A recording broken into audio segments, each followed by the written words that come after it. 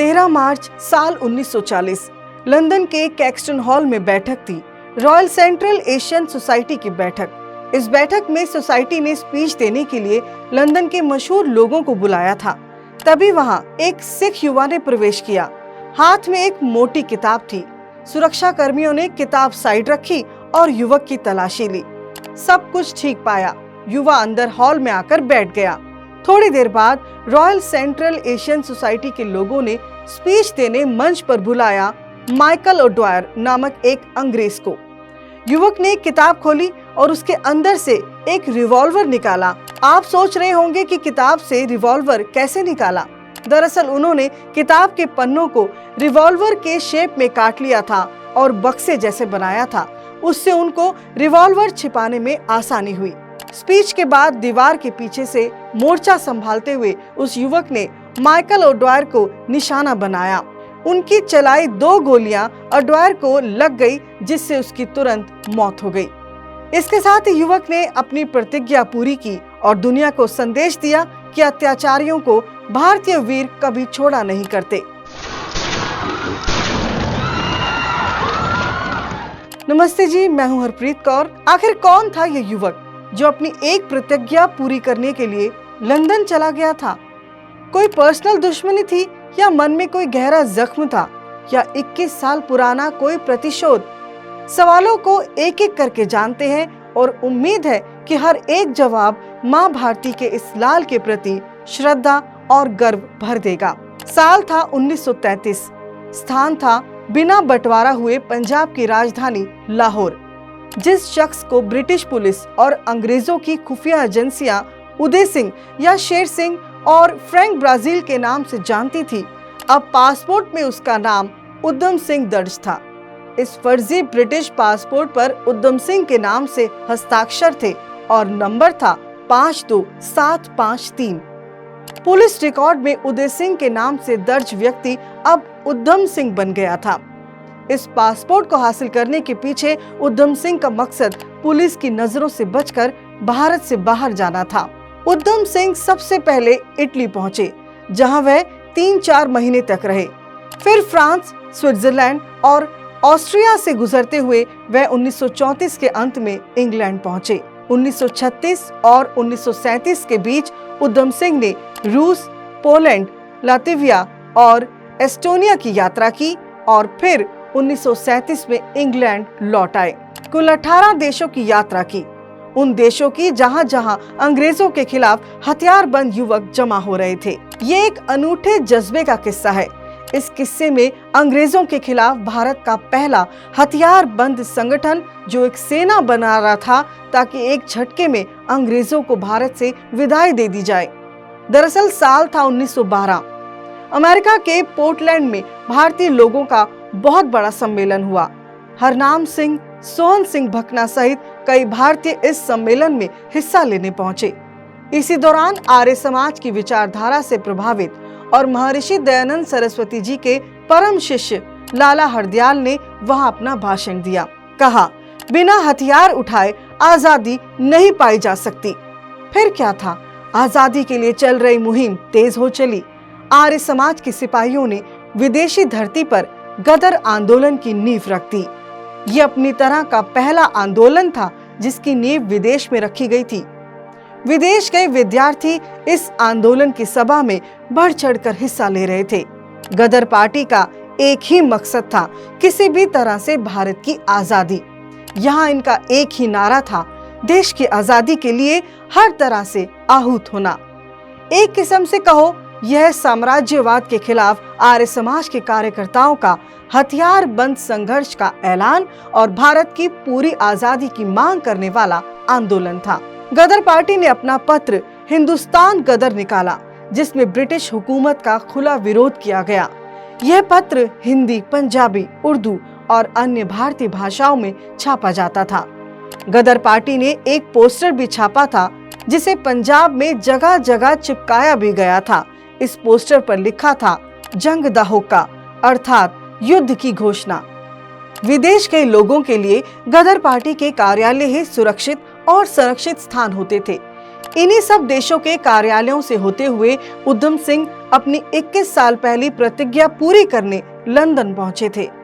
आखिर क्या थी वो प्रतिज्ञा जो एक युवा को दिन रात बेचैन कर रही थी? यह जानना भी बेहद जरूरी है। चलते हैं पंजाब के संगरूर जिले के सुनाम गांव में, जहां शेर सिंह नाम का बच्चा 26 दिसंबर 1899 को पैदा हुआ था। पिता सरदार तेहाल सिंह जम्मू उपली गांव में रेलवे चौकीदार थे।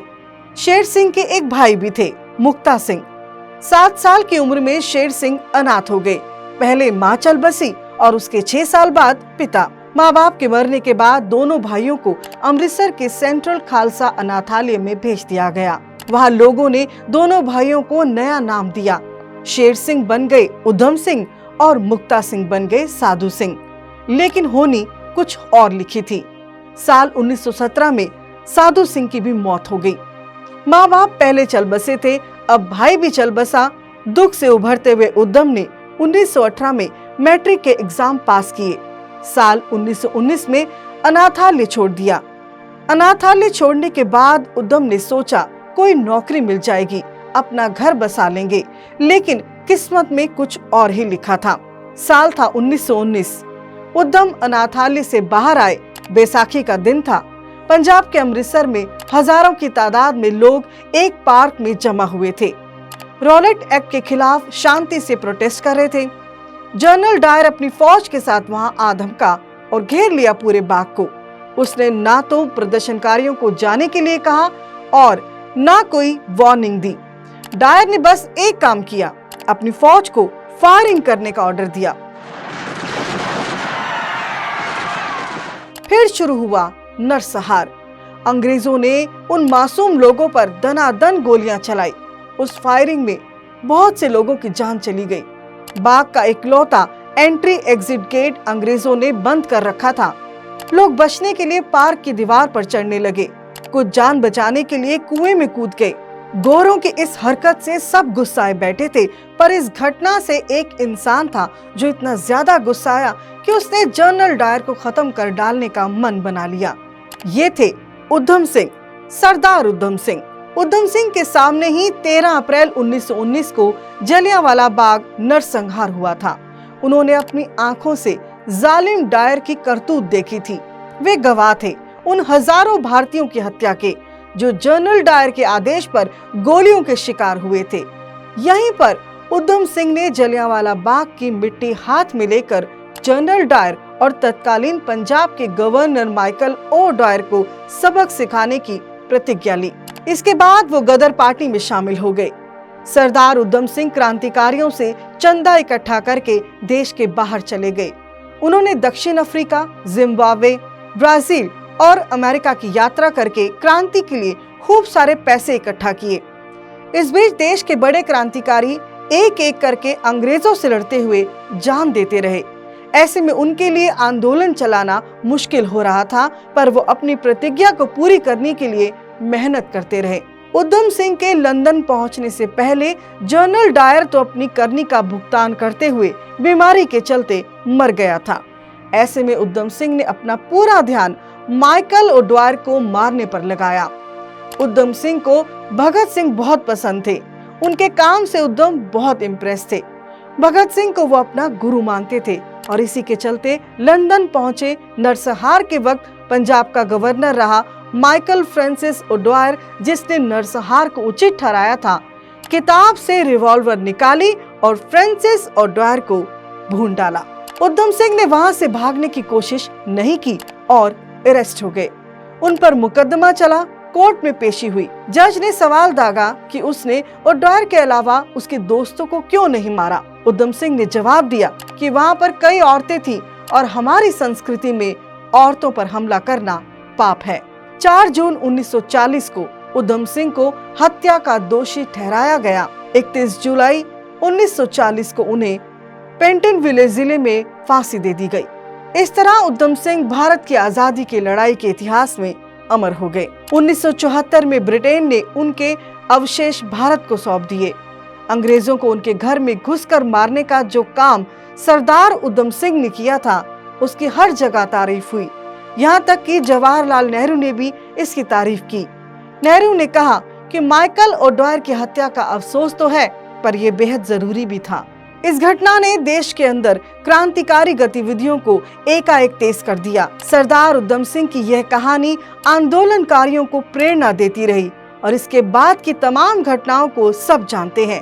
अंग्रेजों को 7 साल के अंदर देश छोड़ना पड़ा और हमारा देश आजाद हो गया। उधम सिंह जीते जी भले ही आजाद भारत में सांस ना ले सके, पर करोड़ों हिंदुस्तानियों के दिल में रहकर वो आजादी को जरूर महसूस कर रहे होंगे। मां भारती के इस लाल अमर बलिदानी सरदार उधम सिंह जी को आर्य समाज की ओर से शत शत नमन।